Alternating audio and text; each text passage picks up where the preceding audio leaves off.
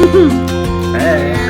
It's so good to see you guys. I am at an Airbnb with Scout. This is a very patriotic Airbnb, but Scout and I are excited to be having a little R&R time. I wanted to talk to you guys and get a sense of what Valentine's Day was like. Lori, I know it's one of our favorite holidays that we look forward to every year, and you have always pushed Just Embrace to dream big and push ourselves a little further than we might like, always with great results. I was wondering if you would just tell me about how it was this year. We were very excited when we realized that Valentine's Day was coming, which unfortunately was about a week before Valentine's Day arrived.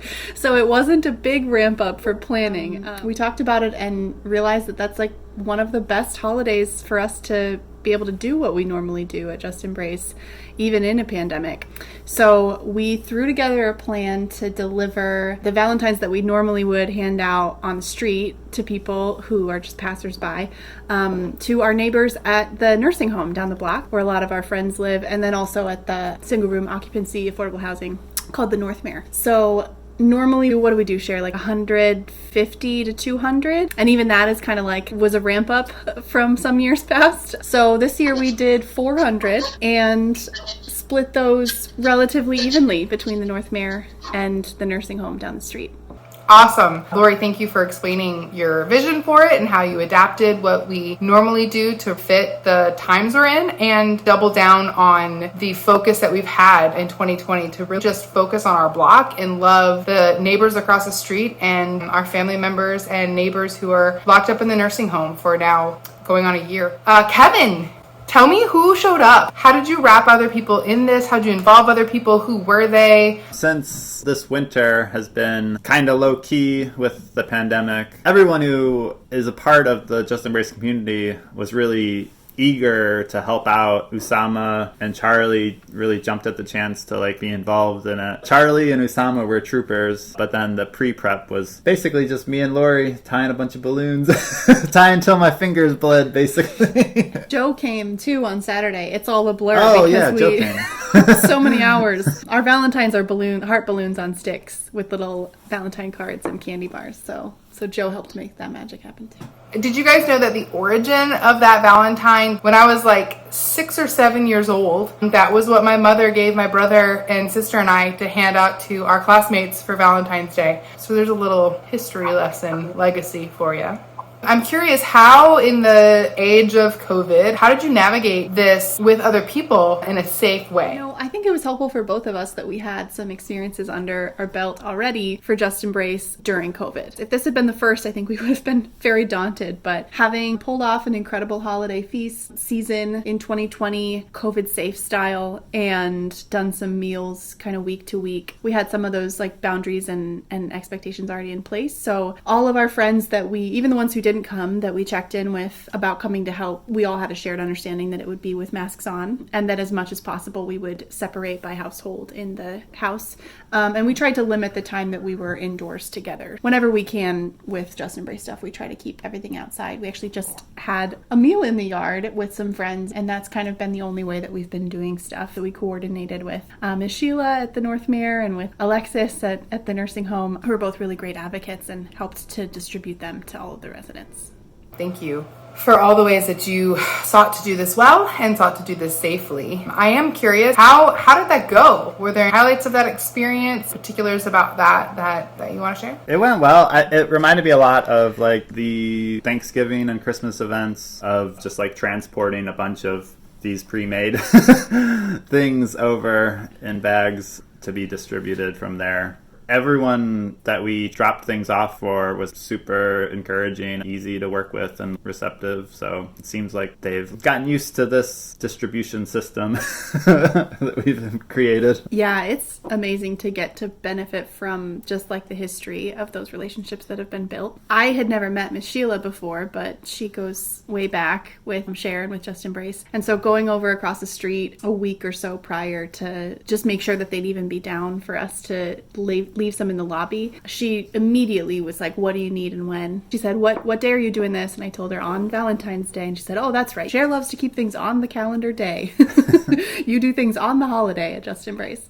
And we had planned to just kind of leave buckets of them out in the lobby. And she said, no, they'll disappear. I'm going to put them back here and I'll hand them out myself and I'll make sure everyone gets one. And then day of, it was just incredible to see. I think Alexis at the nursing home was really amazing because they just had this plan, and it was, they had them handed out in less than an hour on 6 floors to 227, I think we sent them. And they had all the bags folded up and ready to come back for us to reload them for the Northmere. So just like incredibly organized and ready and eager, and all of our texts in advance were really encouraging, and just so much gratitude that, that there are people out there also sharing their love and care for the residents. I think my favorite, though, is Miss Sheila's response after the fact by text. She had told us partway through the day that folks were a little more excited about the candy bars maybe than the valentines and the balloons.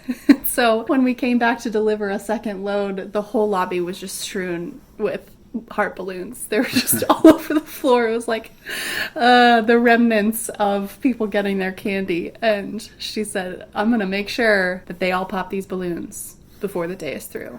And she texted me at the end and she said, don't worry, I made them all pop them. They had a blast. They were like little kids.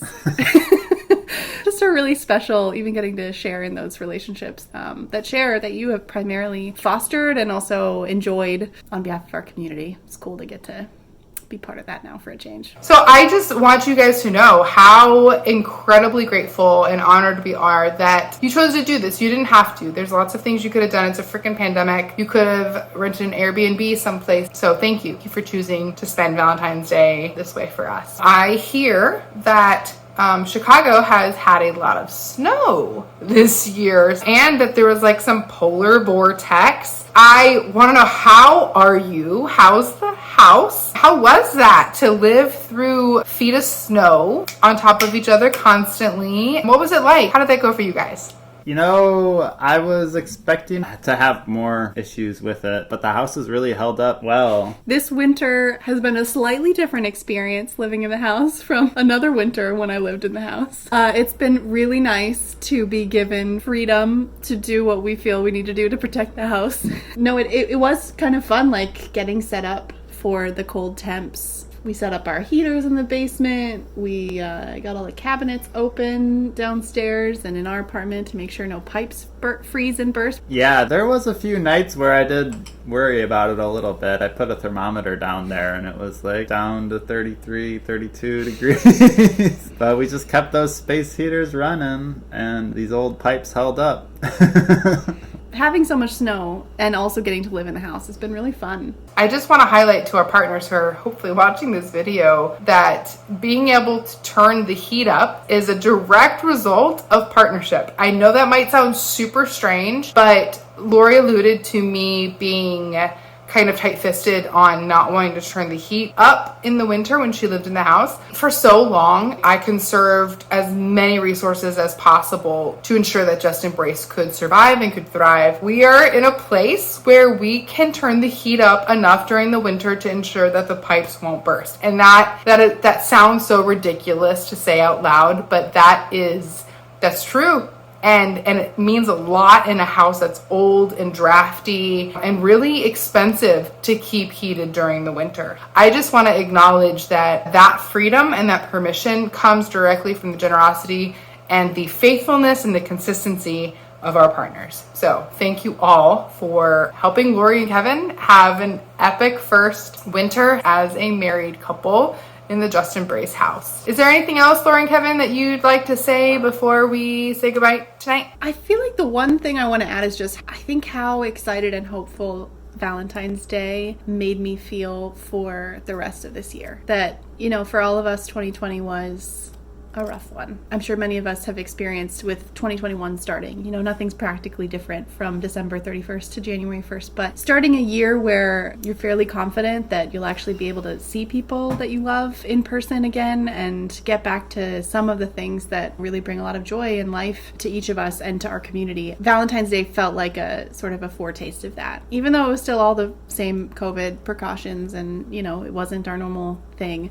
we got to get out in the streets with some of our friends and like love on our neighbors a little bit. So I'm looking forward to how that'll continue to evolve throughout 2021. Even if we're, wrestling with this pandemic into the fall, I'm confident that we'll be able to find creative ways to keep doing what we do, and I'm looking forward to it. It's just good to be in touch with people in the community again, to maintain those connections and feel that people are hungry for personal interaction. And I don't really enjoy Valentine's Day generally. It was more of like a low point of the winter.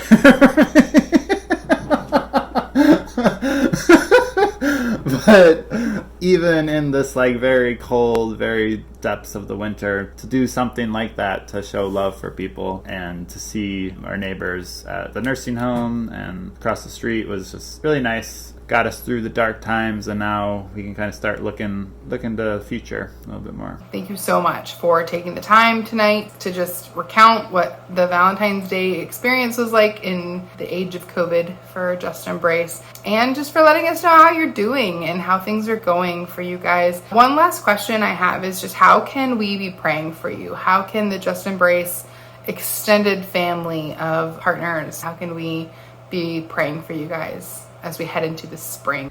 That's a great question. Thank you for asking. As we kind of talked about before, it's been hard to know like what is safe and what we can do, and Valentine's Day was an easy thing to replicate. And honestly, Cher has an incredible gift for innovating and for coming up with new things. I don't know that I would say that that's a gift that I have necessarily. I'm really good at figuring out a plan for things once the idea is out there. Prayers from you for creativity and for courage in just like thinking of new ways to care for our neighbors in the midst of an ongoing pandemic. It's been a year since we have had small group. In about a week or so, we'll hit that anniversary. And while it's great that we get to see Usama and Charlie, there's a lot of people that we miss, and a lot of things that we miss, and want to try to find a way to be Just Embrace in the midst of these weird times. So just that we could be kind of bold and creative and have fun with the opportunity that we have right now. What else? We're in touch with some people from Just Embrace, but there's also people that are harder to reach, and you just don't know what everyone's situation is on a day-to-day basis, and it's a crazy time where things change and it's hard to know for sure what's going on out there. So praying for people.